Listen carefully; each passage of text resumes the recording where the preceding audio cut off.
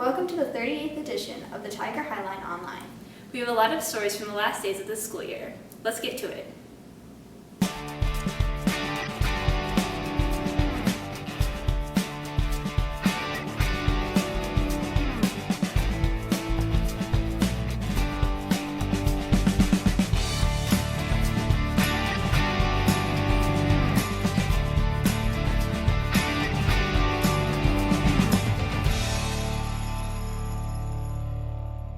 Cinco de Mayo celebrations came into CFHS last week. Alyssa Baum has the story. In Cedar Falls, it's obvious that summer is approaching because the days are getting longer and warmer. To mark the beginning of May, Spanish 2 students participated in an old Mexican tradition known as cascarones. I'm Senora Grun and I teach Spanish 2. The Senora Valdez and I have both done it for several years. Basically the whole time I've been teaching, I've enjoyed doing it at Cinco de Mayo time. The confetti is supposed to be kind of like sprinkling them with good luck or best wishes. Sophomore Olivia Hall shares a little bit about her experience. I thought that it was a very fun experience, and I like to decorate all of the eggs, and I like to experience part of their culture. I like seeing everyone's reactions, and I like to throw the confetti in the air. So the next time you're out grocery shopping for eggs, try making a few cascarones for yourself. This has been Alyssa Vong reporting for the Cedar Falls Tiger Highline Online. In a unique move for conditioning, the baseball team has been building endurance at Kosama. Andrea Leisinger and Austin Anderson have the story. Kosama is a complete body transformation workout program designed to increase lean muscle mass and transform your body using distinct workouts. And the Cedar Falls High School baseball team is taking over. I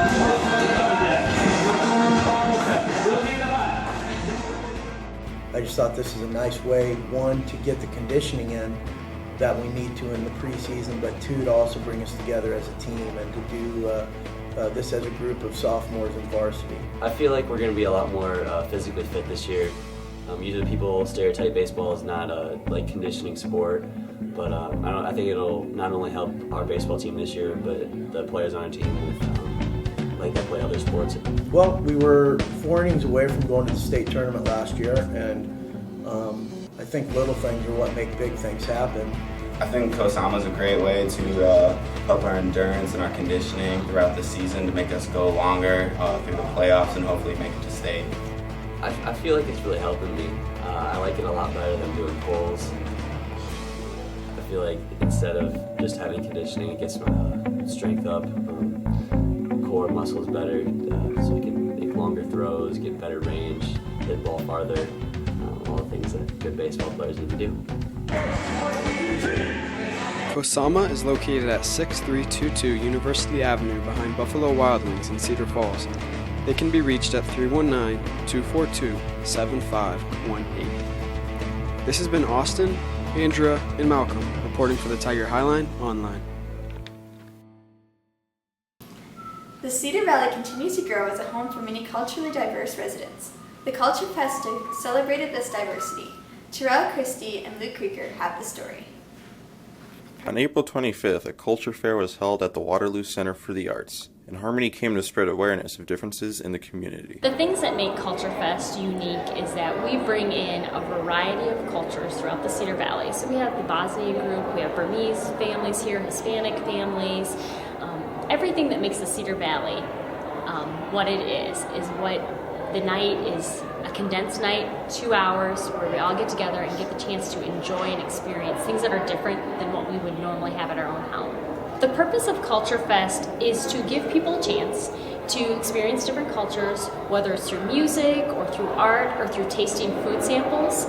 And it's a way for them to realize what really is all available through different cultures in Waterloo and in Cedar Falls. There's so many people that live in Waterloo, Cedar Falls, so many immigrants. And this is one way for people to really learn about those cultures in a short period of time.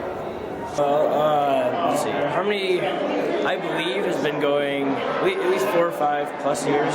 I didn't actually get to join my sophomore year because of my surgery, but I joined last year and kind of risen up to be kind of a leader there. And I really feel very strongly about it. And I think it's a very important group. Being here today, I know we did it last year too. I know that a lot of people do stop by and they may question, oh, well, is this group just about bullying, or since we had a lot of the bullying shirts and stuff out. But really, the whole group is equal to everyone. It's diversity. It's all about, making an equal statement towards everyone's life, no matter what race, gender, sexual orientation, disability, anything like that, any stereotypes, any of that kind of stuff. This is Terrell Christie and Luke Krieger reporting for the Tiger Highline Online. As the end of the school year approaches, many students are coming up with creative ways to serve their remaining detention time. Jared Connerly, Bennett Ford, and Joey Dobson bring us the story. Last week's prom was an eventful and great experience for many high school students last Saturday. However, for some, it was a struggle getting there. We talked with Abby Wheeland about how detention times and parking tickets almost kept her from going to this year's prom. I had to go outside and pick up trash in the parking lot all day, and I had to go after school almost every day to be able to go to prom. I think parking tickets are not fair and stuff because they're really expensive and they're way more expensive than the state's parking tickets and stuff, and I have a ton to pay off, almost $100, and it's not really fair because either I get a detention for parking really far away or I get a parking ticket for coming to class on time. So. Dr. Dennis, one of the principals at Cedar Falls, explains what students can do to make up detention times. Okay, before prom there was a big push for students to get their detention time done, fines and fees paid. And now there'll be another push especially for our seniors and for juniors that want to have release next year to get their detention time done. Obviously you can't register without paying for fines and fees and that type of thing.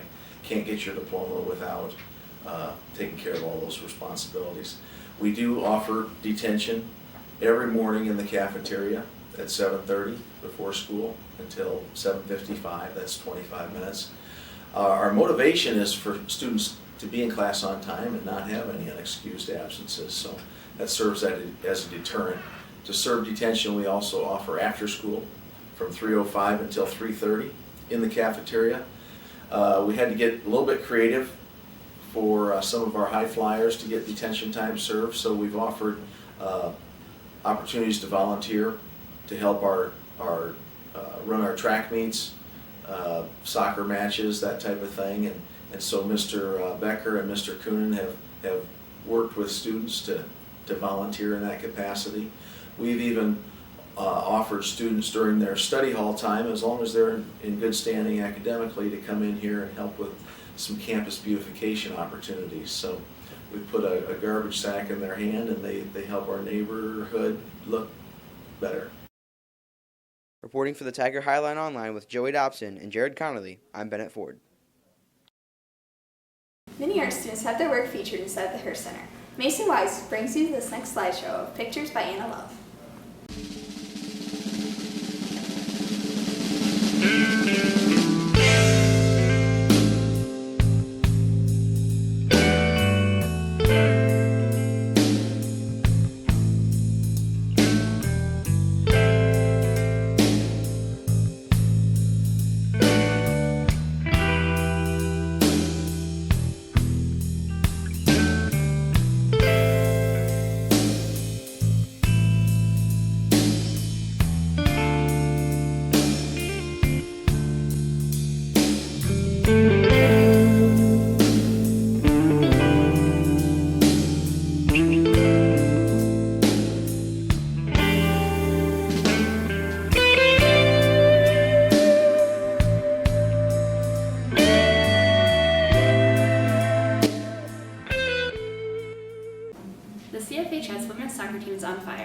Jared Connerly, Joy Dobson, and Bennett Ford have the details.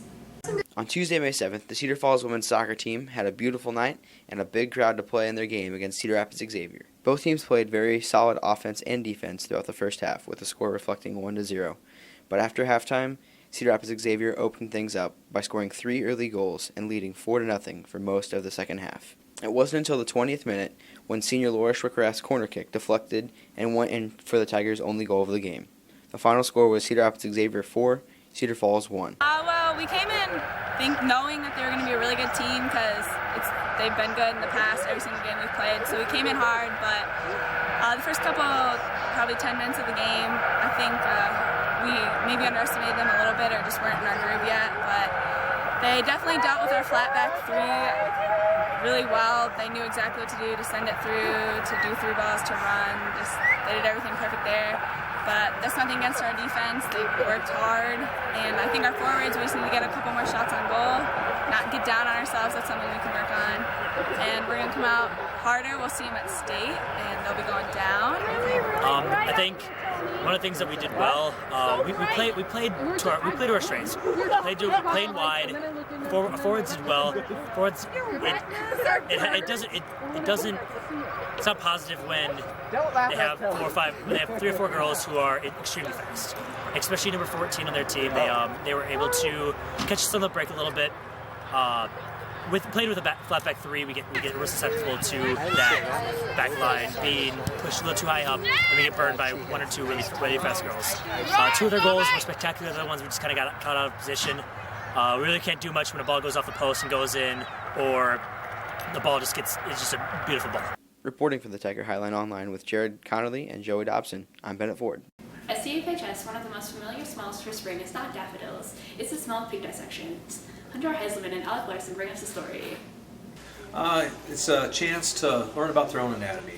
Pigs have very similar anatomies to humans, and so you learn about your own anatomy, so when you go through life, when you go to the doctor and he tells you you have different problems, you have a better idea what he's talking about.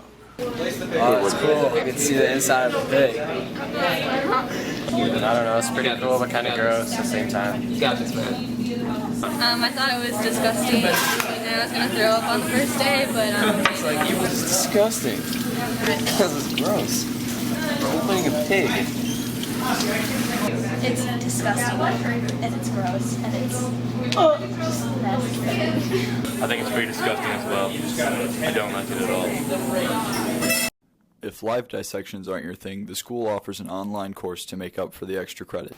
Well, I've had a problem with dissecting stuff and with blood and stuff of that nature for my whole life, and so I couldn't really dissect a pig, and so I decided to do some online work instead. As interesting and educational as the dissection is, there is one downside. The smell. Yeah. Would you agree? Yeah. The smell. This has been Alec Larson and Hunter Heiselman reporting for the Tiger Highline. The weather cooperated for a second year of a very successful Tiger Trot. Emily Peck and myself bring you the next story. On your mark. Get set. Saturday, April 27th saw Cedar Falls High School's second annual Tiger Trot, a 5K charity race put on by the Student Senate. Well, we started planning a few months ago, and we just had to make posters to put around the school, brochures to put around the community with the registration form, and pick a place to have it, talk to Panera because they donated bagels for us, and we had to just get everything set up with volunteers that were going to help with it and stuff. The race started bright and early on one of this year's first clear spring days and attracted a wide variety of CF students, teachers, and community members. It was a good race. It was tough, but it pushed us all. We thought it was good for the cause, and it'll be good for our conditioning for soccer.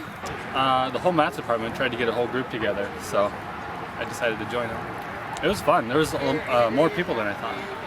Well, I have missed some days in PE, and I also wanted to get out there and, challenge myself. Get a good time. Even Cedar Falls Superintendent Mike Wells made an appearance. I came to support the cause and to support our students in this.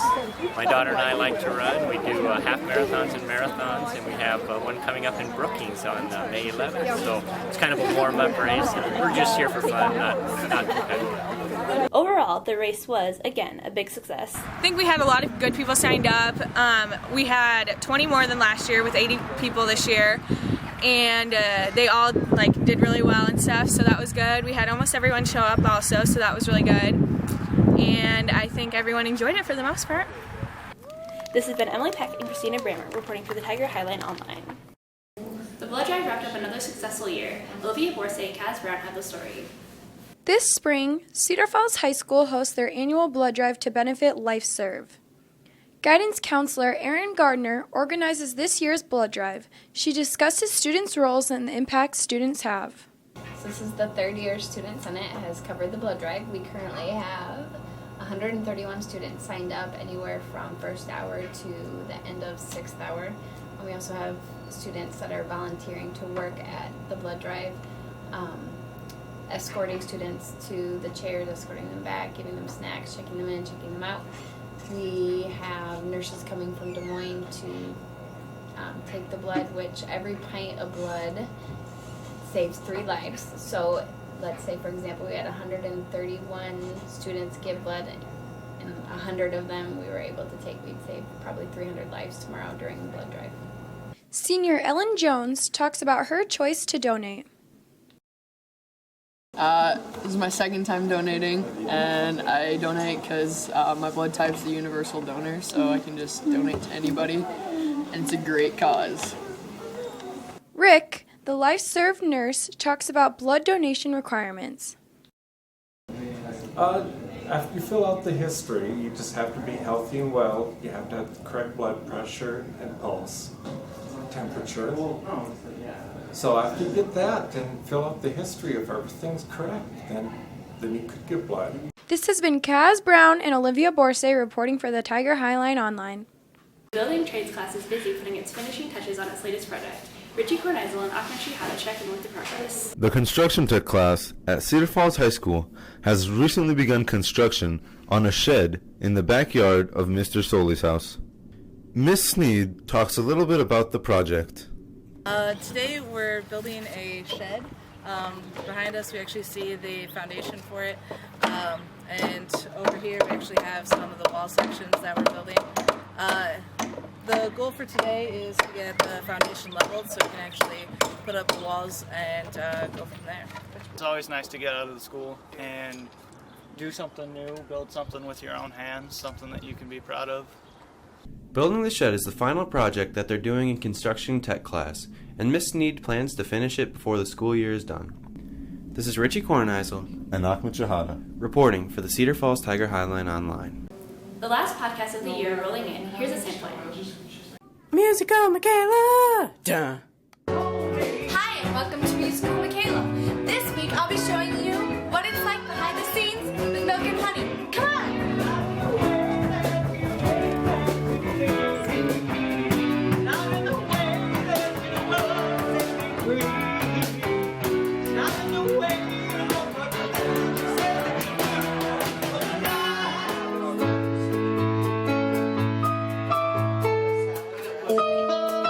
For some reason I can't hit that today. Then the second time I'll do that. These are small keys. Get that second.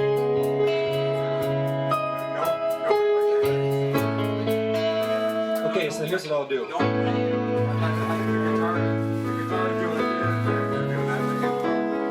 There's one.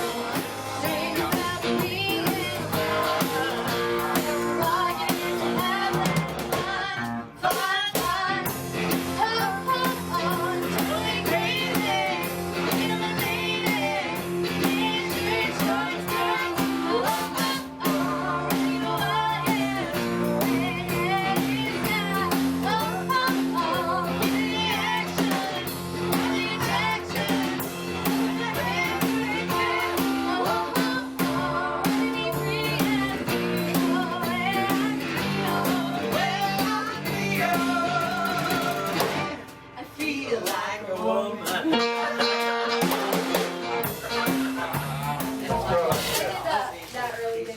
we do it like she did it there on that live version, let's do it.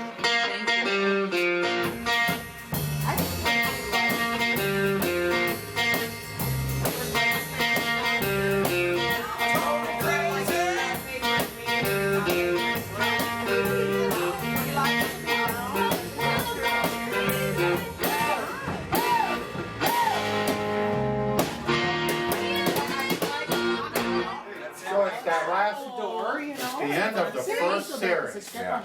I know. 2, 3, 4.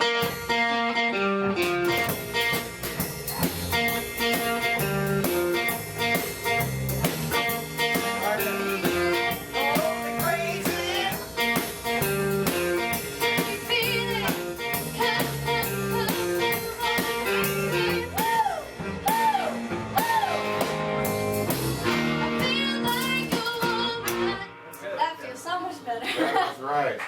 There you go. But you gotta wait till that last series. Okay, let's do You it catch one more the time. tail end of that last of the first series. Okay, 1, 2, 3, 4.